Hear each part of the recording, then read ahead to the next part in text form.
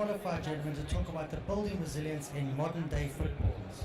We've got Chris Neville, Neil Howe and Nick Worth. Give them a hand, please.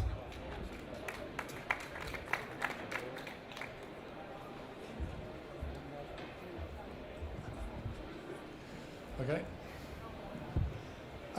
Good afternoon. Thank you for attending. We're all here as representatives of the Football Medical Association, which is an organisation that represents all of the medical, sports science and associated professions connected to football.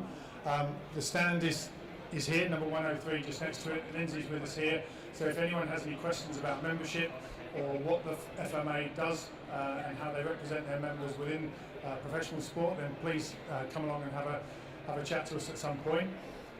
Also for this is rather than being a direct lecture, this is a conversational opportunity. So please, at any point, if anyone's got any questions to any of us here, please feel free to stick your hand up and ask whatever you want, and we'll try our best to get through it. Just to introduce us a little bit further, Chris Neville is a performance consultant, been about 20 years in the game, and probably for the last 13 years has been involved with the senior England team. Most recently, football-wise, has been involved with Blackburn Rovers as a strength and conditioner, sports scientist.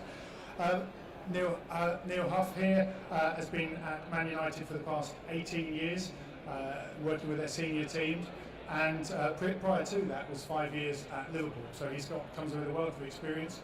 Myself, I'm a physio.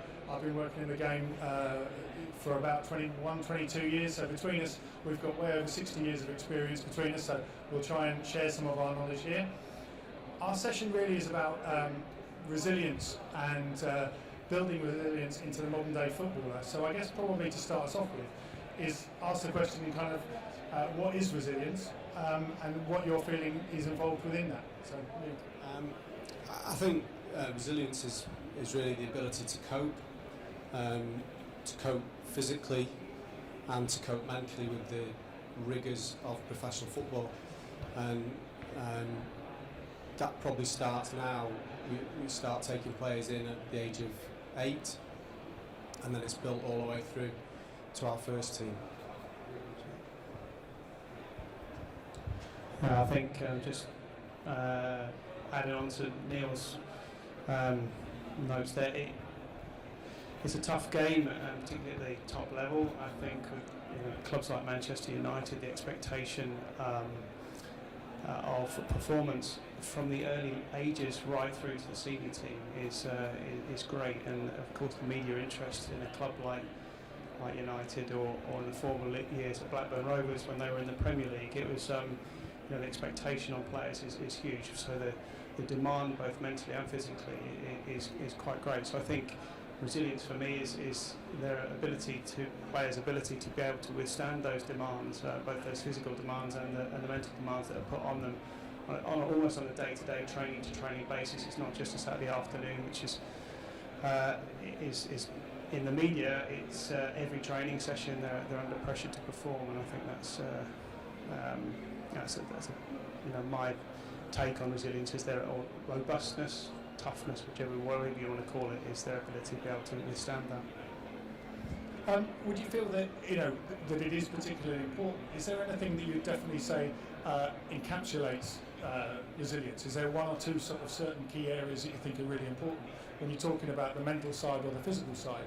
Is there anything in particular that you say that is really key in a way to monitor or evaluate resilience or robustness?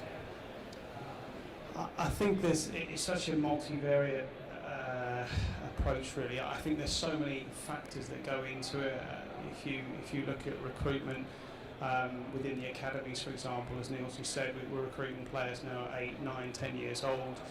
You necessarily look at their family backgrounds and their social interactions, their social skills, and then going through right into the senior team, and kind of looking at where they've been, if you like, and from a mental point of view, their ability to be able to absorb those pressures in life as well as in their football life. Quite often we don't know some of the stuff that's gone on in the past, if you like, and that can have an effect later on. I think from a physical point of view, Again, it's a multivariate approach. We're fortunate now to have a huge amount of technologies that allow us to track players, both from a physical and performance point of view, and subjectively we ask them a lot of information, or a lot of questions, if you like, to get a real clear understanding of what makes them as people, and that helps us to manage them as best we can in terms of creating this robust person or athlete in front of us. So I don't think there's one particular measure on both a mental or a physical side. I think it's just getting as much of a clear understanding across a broad spectrum of measures as we can. Yeah, I think when we talk about being resilient physically, I think that we do an awful lot of strength and power profiling, functional movement profiling.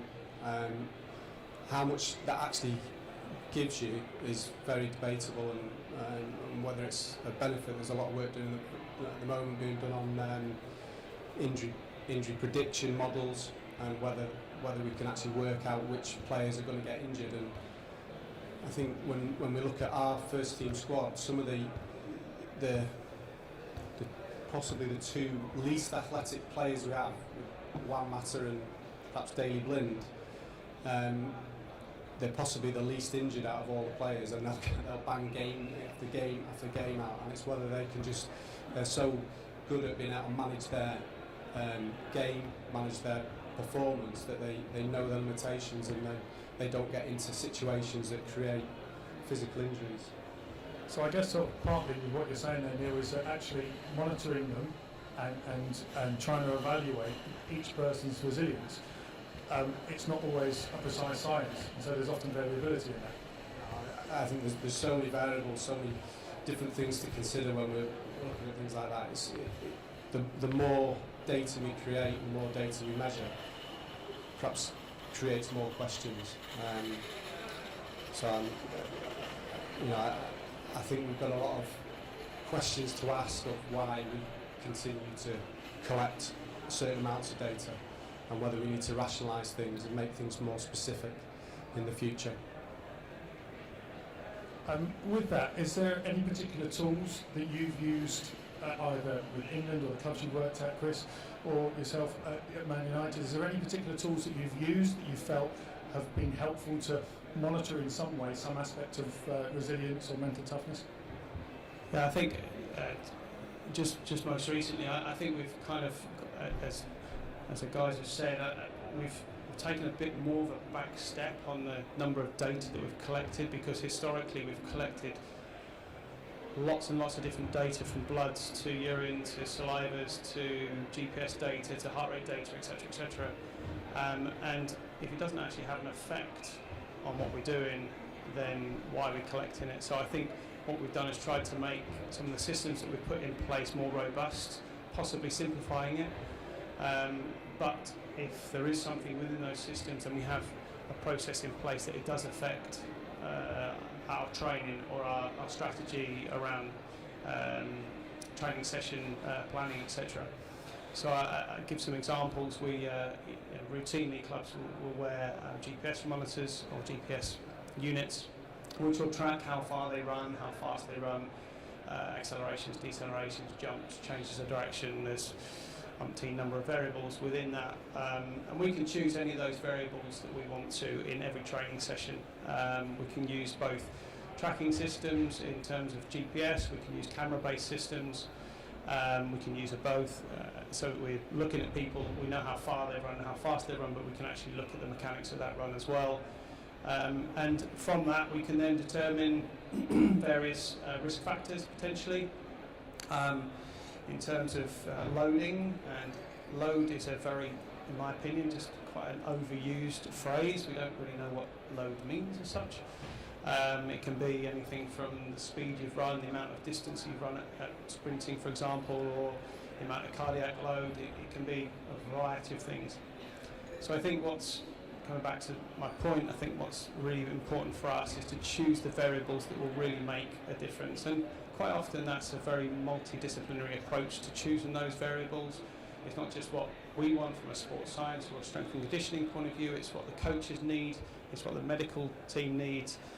So just bringing everybody into that decision-making process, what's actually going to have an effect on what we do on a day-to-day basis. And we might have one idea, but if the medics have another and the analysts have another and the coaches have another, we kind of make a decision together. So I think that's what drives our processes really.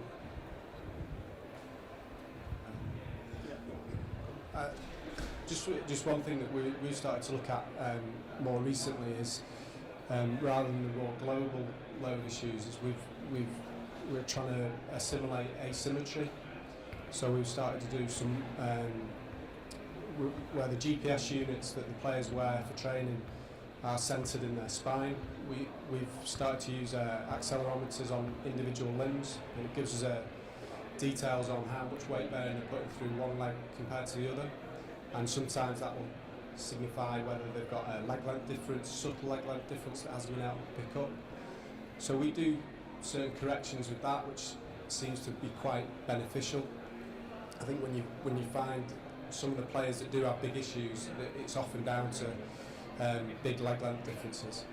And then also we've just started to look at jump tests, split jump tests. So we're looking at individual takeoff powers from one leg to another. So trying to get an injured leg back to where they were pre-injury is quite an important aspect for that side of things. And also with that, I mean, we've mentioned, we were discussing earlier on, Chris, you were saying about what had happened, you're sort of on a Monday, the day after or two after a game, what you'd monitor, and how that has an impact on how their training is going to happen over the next couple of days. What tools have you used in the past to be able to monitor fatigue or level of activity?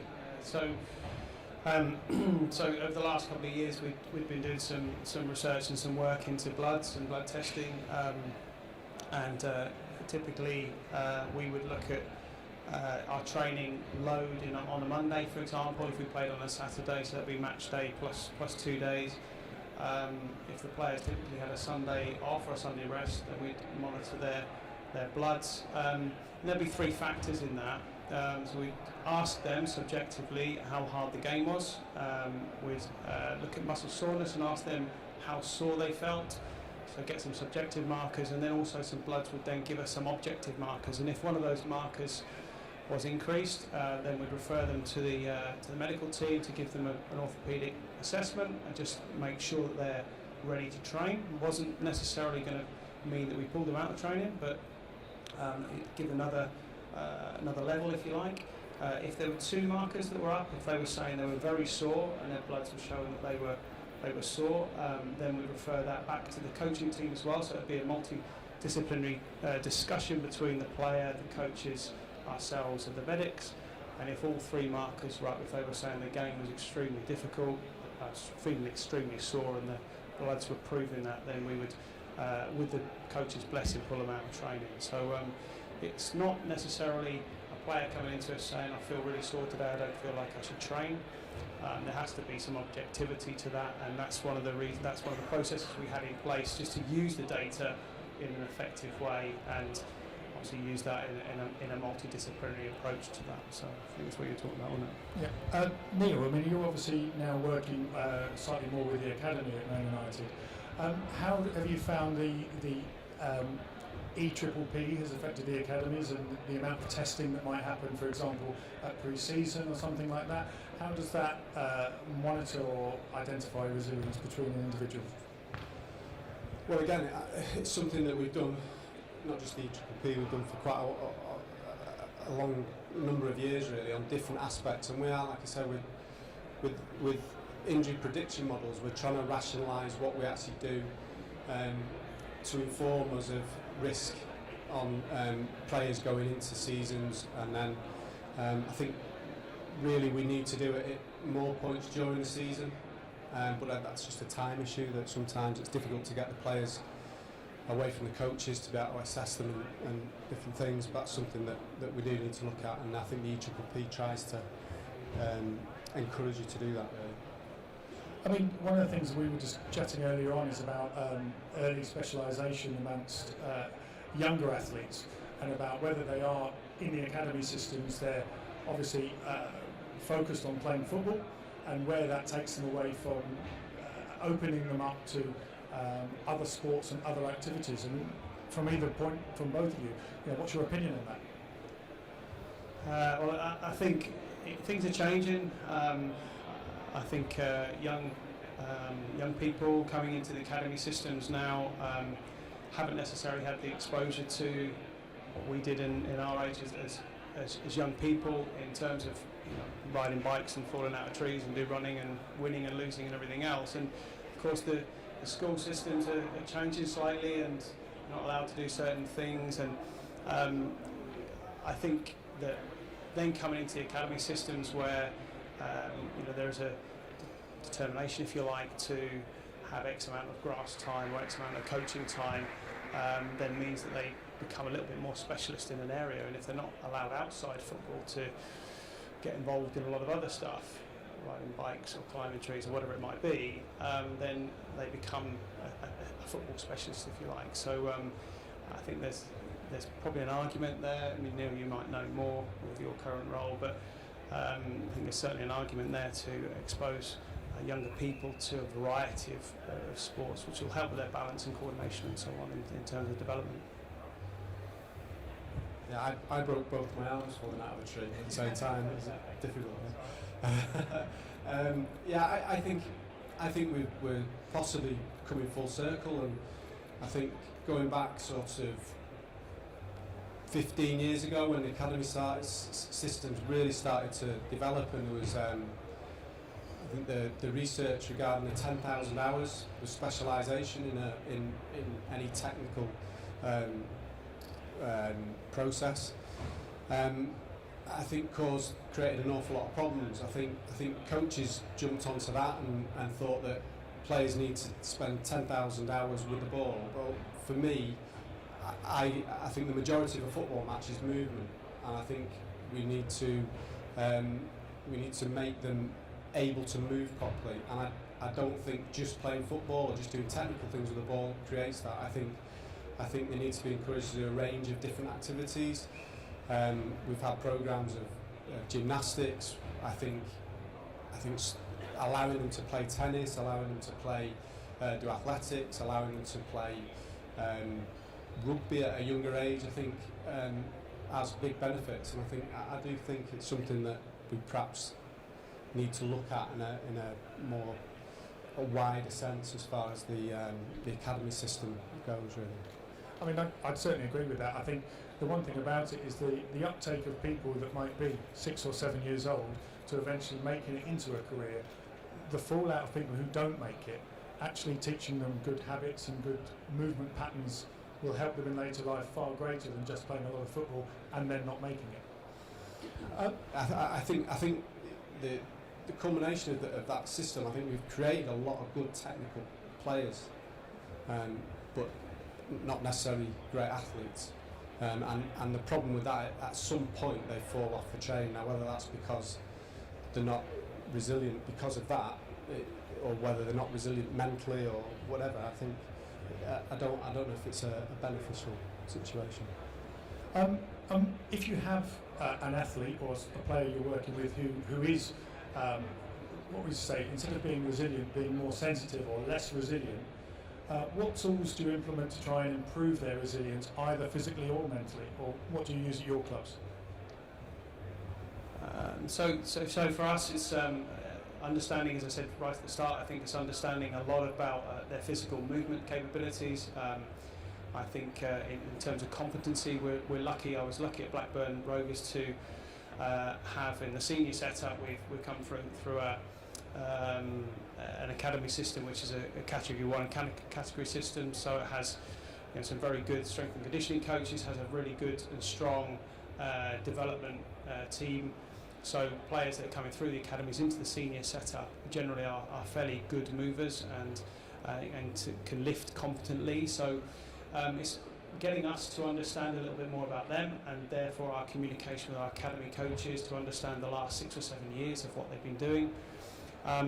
If then the demand, of course, coming into the senior setup is very different to what they've been used to through the academy. So it's then up to us to manage that demand, understanding what they are used to, and making sure that jump is not too great, to then they become, for want of a second, injured, if you like, that we're overloading them, we're overloading their capabilities. So it's just making sure that we understand a little bit more about them. If they do become injured, then we need to find out why they're injured, and we have a number of processes, if you like, in place to understand that, looking back at their historic data, looking at the point at which they became injured, what the type of injury was, of course, is important, their injury history, and then if there's programs we need to put in place to work with them, both in the gym and if there's things mentally we need to work with, then we'll put a program in place to work on those weaknesses to try to increase their robustness and resilience. Yeah, I think talking about the medical side of things more, I think one of the issues when players do get injured, what we don't want to try and create is for things to become recurrent. So we need to try and get to the bottom of whatever the problem is. And I think that goes hand in hand with getting a really good accurate diagnosis, good early accurate diagnosis, which I think now with the development of scans and using ultrasound on a more regular basis with the medics, we get that information much better. And I think it allows us to monitor healing processes and healing tissues through a sputum injury. So really, when they're going back onto the battlefield, they can withstand, or that injured part can withstand the rigours, and it doesn't become a recurrence. I think that's an important aspect. Moving on sort of from that, with your experience obviously with European and Champions League football alongside the Premiership season, and Chris, with you for major competitions with England, how important is recovery, and how do you manage your recovery to actually improve their resilience and reduce their exposure to potential injury? I think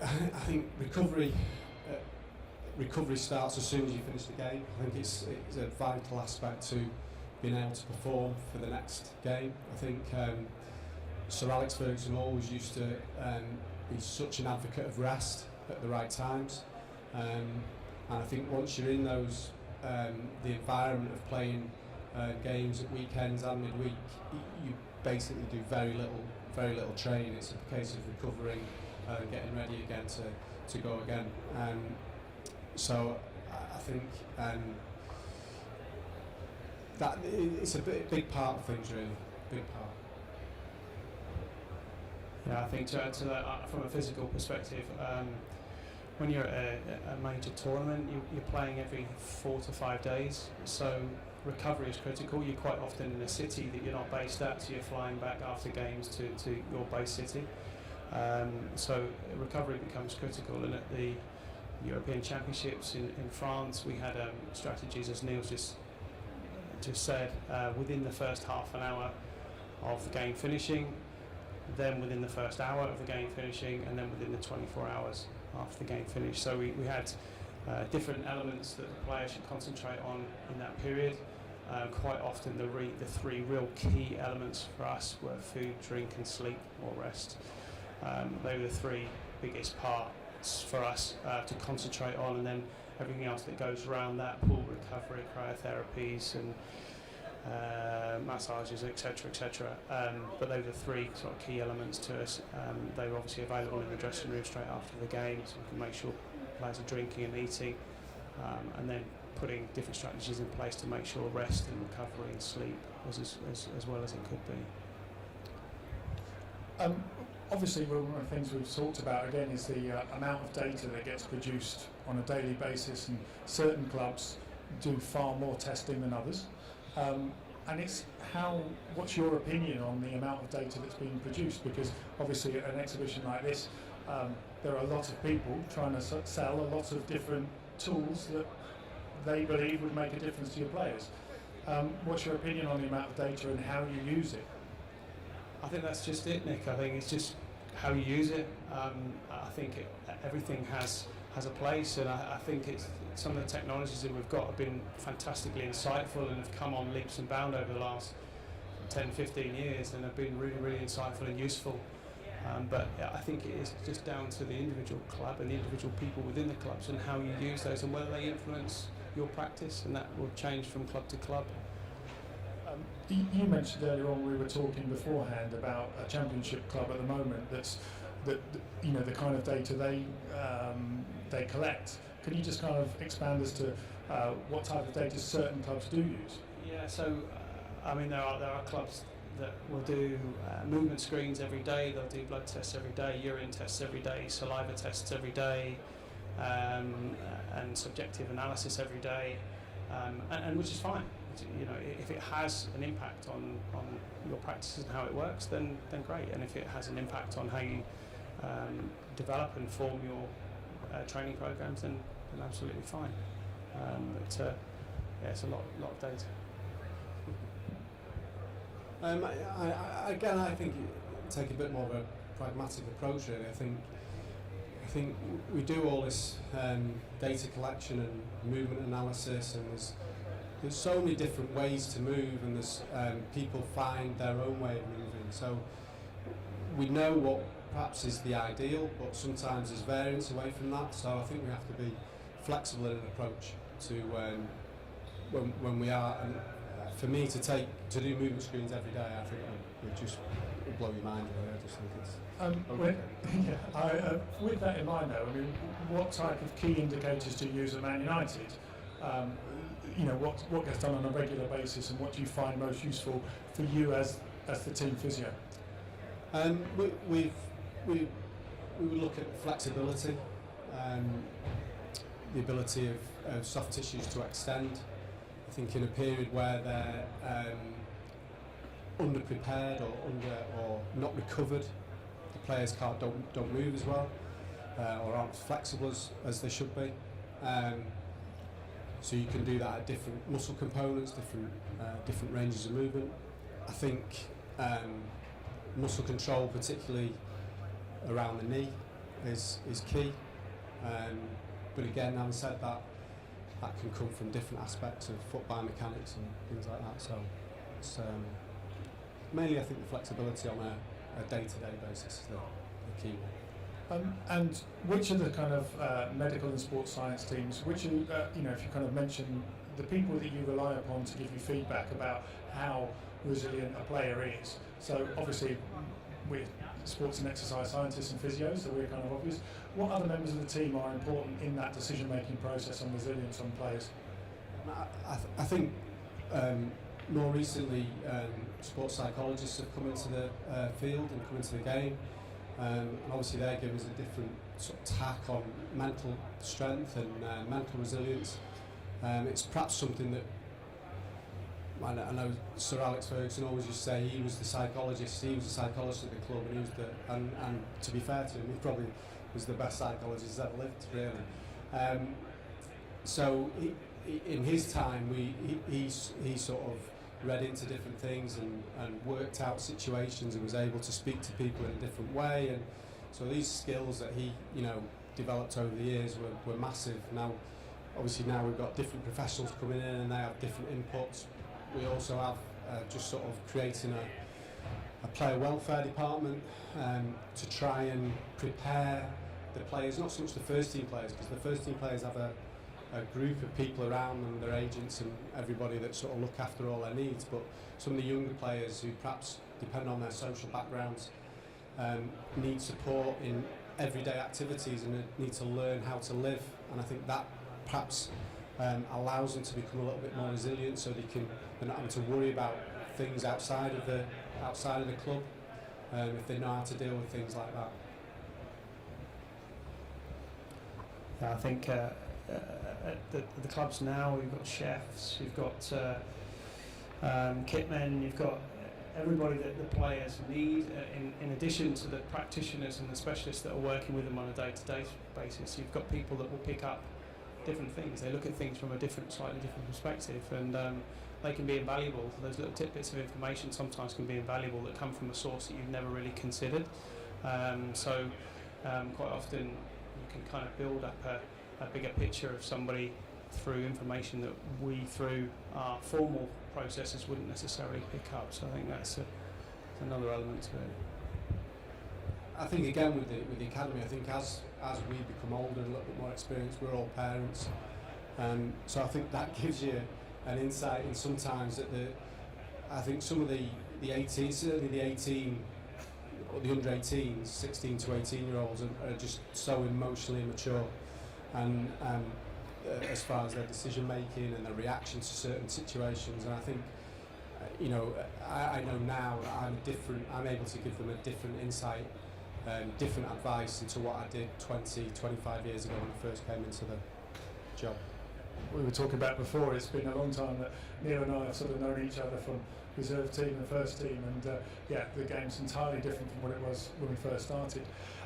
Given that obviously the transfer window has only just closed, how much does mental or resilience come into a pre-signing medical, and obviously, when it's last minute, just to try and get medicals done, do you do as part of a pre-signing medical any kind of resilience measure, or what's important to you? As per se, as far as the signing medical, I don't think we do tend to. They tend to be, a lot of the time, tend to be rushed through.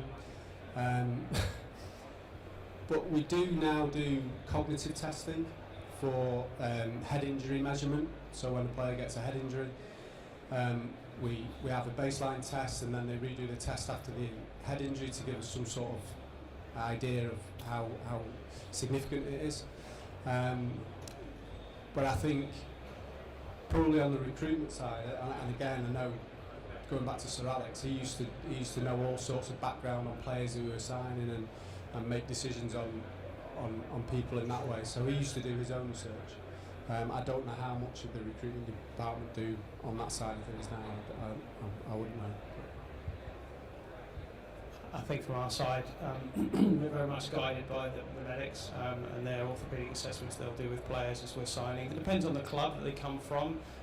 Quite often we'll have historic relationships with the club if they're coming from, we're signing somebody from another club where we can ring them up and we can get information if they're signed for us.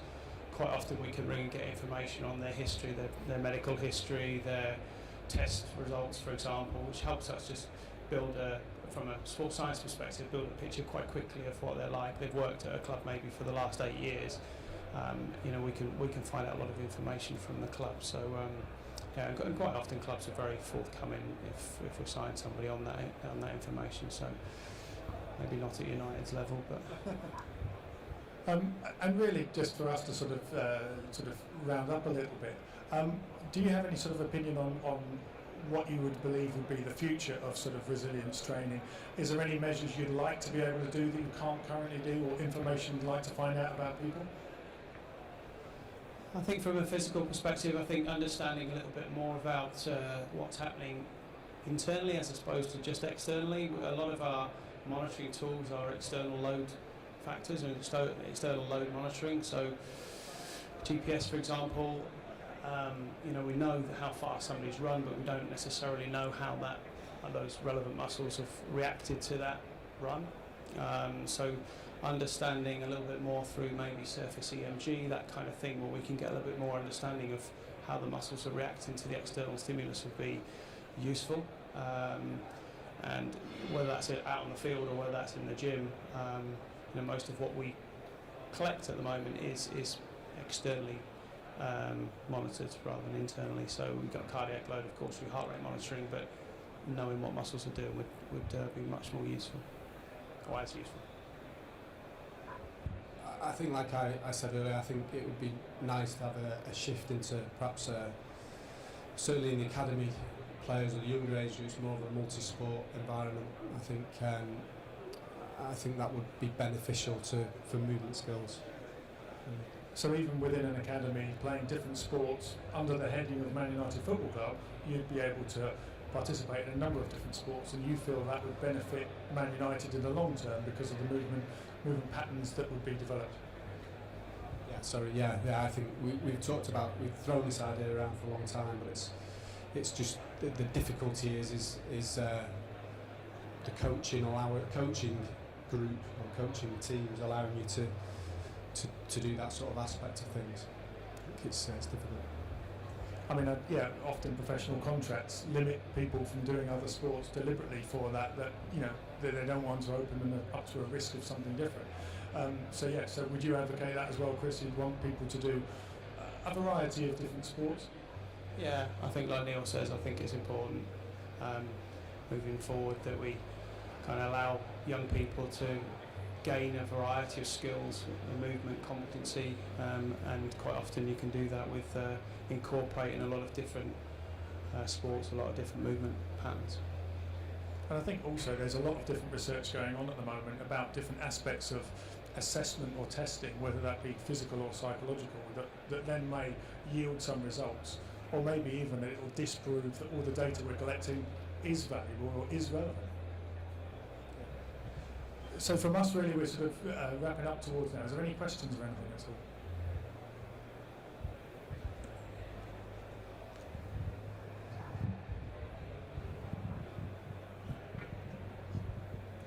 Thanks, gents. That was a really insightful discussion. I hate to be the one to try and play devil's advocate, but I agree with everything that you said. But when we talk about multi-sport and movement skills, and we think of Ronaldinho and Coutinho and Suarez and people like that who have grown up in impoverished areas, probably playing thousands of hours on concrete, never doing a single leg squat in their life, to consider how much valgus they've got at the knee. How important do you really think any of this is? Do you think that those guys are genetic top of the pyramids, and you know, for every Coutinho there's another 2 million Brazilians who can't do anything, or do you see what I'm getting at?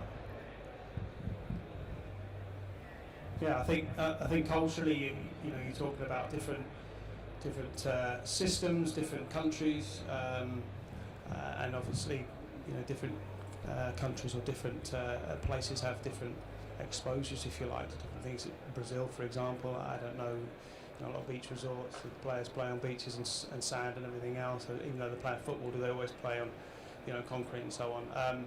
You know, in this country, we've been talking about the recruitment process of players in this country. I think what we're talking about is the changes. It's not so much what we do now, but it's the changes over the last sort of 10, 15, 20 years.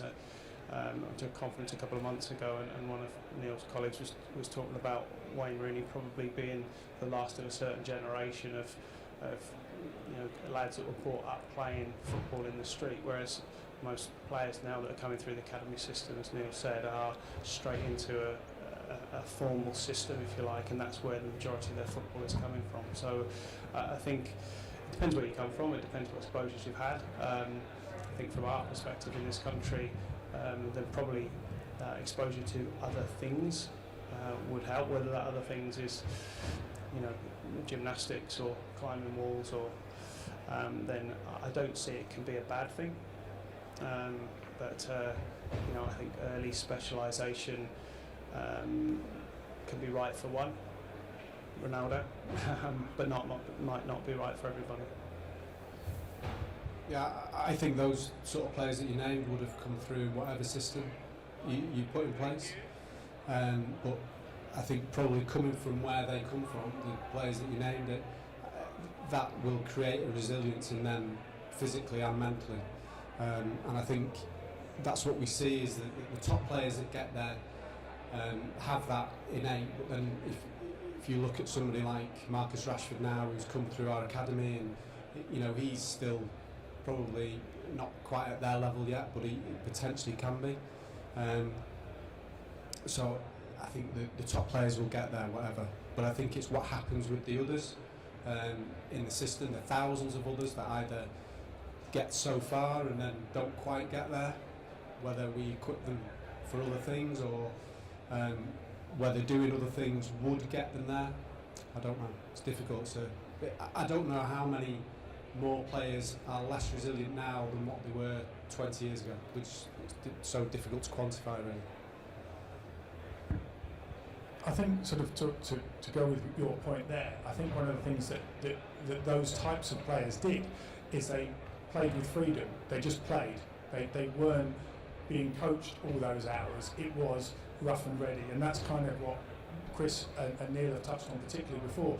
You know, as an age group, we were riding bikes and falling off trees and all the rest of it, but when they're not allowed to now because they're in an academy system, is that a good thing or a bad thing? And I think the players you mentioned, it's not necessarily about playing football, it's about having the freedom to make mistakes and get your knocks and come back from it, and that's what builds the resilience and the movement plans.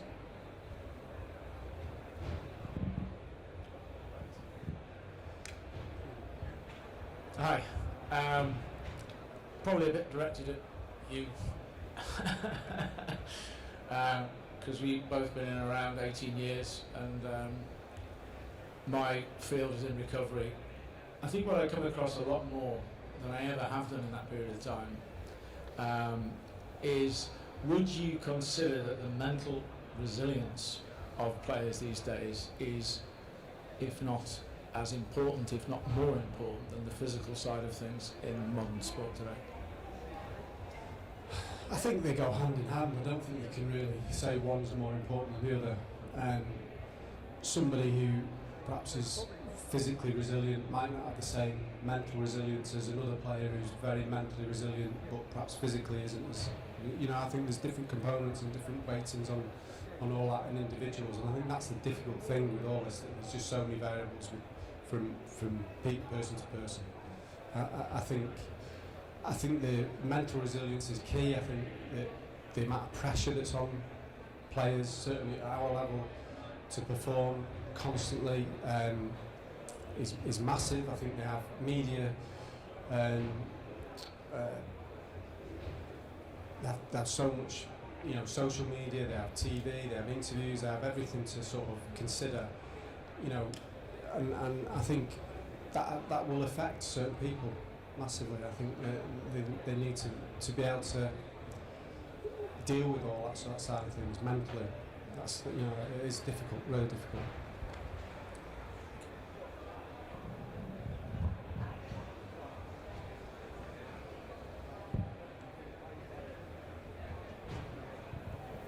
There's a lot of debate about load, as you say. So you've got Alan Pardew said his medical department was too protective, he felt, when he was at Palace, particularly in pre-season. Raymond Verheijen's very outspoken about it. And then you've got Tim Gabbert saying you should push players to high loads safely. What do you think about that? Where do you stand on that? As I said, I think it's us to be able to manage it is really important. But how you define it is less so clear. I think there's different definitions of load, in inverted commas, and that can be from cardiac load to running load to gym load to psychological load. And I think some are easier to monitor than others and to put numbers against. And I think one thing we've touched on a little bit is psychological load and psychological recovery, and it's a really important aspect. But how do we manage that, and how do we monitor it? How do we put a number against it? It's very difficult. So I think it depends on the load you're talking about, and you know, I know, you know, Tim's work has been really useful, and you know, I think we can train, but it's making sure that the peaks and the troughs are not too big. I think that's the bottom line. Whatever the variable is that you choose, and to make sure that a player is graded into or out of a certain load. So we were talking earlier, it's a different sport, we were talking earlier about Andrew Murray. If you remember when Andy Murray came into tennis, he was getting to later stages of tournaments, he was struggling a little bit physically and possibly mentally as well, because the demands were that much higher and he just wasn't used to it. But of course he's pretty robust and resilient to later stages of tournaments now as he's got older, and his training obviously has become better, and he's become more robust to it. So I certainly think it's got a place. You know, we should be monitoring, we should be trying to manage it, but sometimes depending on the variable you use, it's harder to define. I think it's different for individuals as well. I think it's easy to say train harder. We're in a team sport, but within the team there's a lot of individuals, and different individuals can cope with different loads and different aspect. So I think it's being mindful of that as well, really. You collect and amass this huge amount of data on all these different individuals. How much of it do you make available to each player? And is there a risk of creating a sort of paranoid athlete who might think, I've got all this data, you know, I'm at risk of doing this, I might get injured doing this? Is that a potential issue? Yeah, I think that happens. I think it's ultimately it's the players' data, so I think they do have access to it. How much they take in is different again with individuals, and you have the glass half empty individuals, and you've got the glass half full individuals, you know, and it's a very difficult situation to manage with certain characters. Yeah. I think it depends on the way you're working. I think it depends on the philosophy of the club and the coaching staff and the manager and so on. If they don't want something to be measured, because they don't want the player to necessarily know that we don't measure it. Other things we might take, if there's quite an open policy, then I think it's an education process, and that's for us as practitioners to make sure the players are educated to know why we're collecting what we're collecting and what impact it potentially has. So I think it's a bit of a twofold thing, really. Some clubs will go down one route and won't collect a lot because they don't want to collect a lot, and others will collect quite a lot of data. As long as you use that data and it's a transparent policy and the players understand why you're doing what you're doing, and that's the key to it, really, I think. Okay. From our point of view, just as I'd say, thank you for attending. Thanks to Chris and to Neil for all of their insights. As we said before, we're part of the Football Medical Association. The stand's just here. Lindsay will be there in a minute, and she loves meeting new people. So if you want to find out a little bit more about the organisation and how we kind of represent a lot of the sports science and medical staff within football, then please pop over and find out a little bit of information. But thank you very much for your time.